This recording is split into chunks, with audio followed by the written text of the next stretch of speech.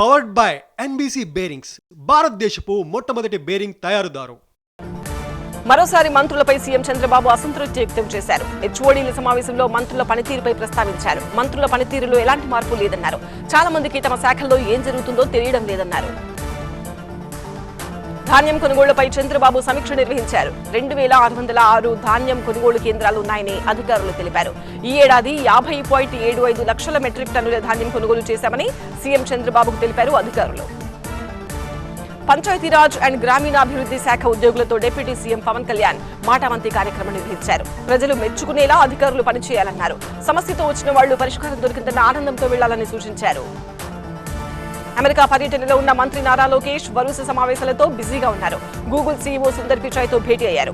Intel CTO, ఎన్విడిఓ ప్రతినిధి Raj, Adobe సీఈఓతో Lokesh సమావేశమయ్యారు.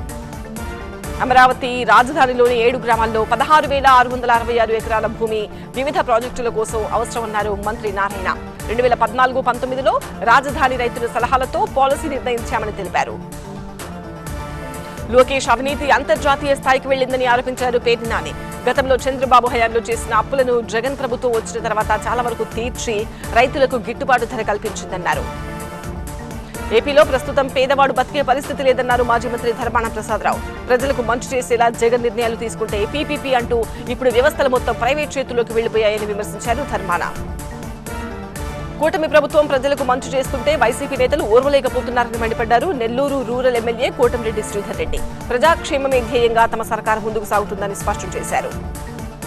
తిరుమలలోని వేద ఆశీర్వచనంలో భక్తులకు కప్పే పట్టు శాల్వాల కొనుగోలుపై 50 కోట్ల అవినీతి స్కామ్ బయటపడింది.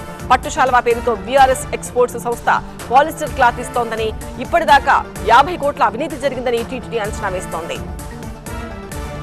పవర్డ్ బై ఎన్బీసీ బేరింగ్స్, భారతదేశపు మొట్టమొదటి బేరింగ్ తయారుదారు.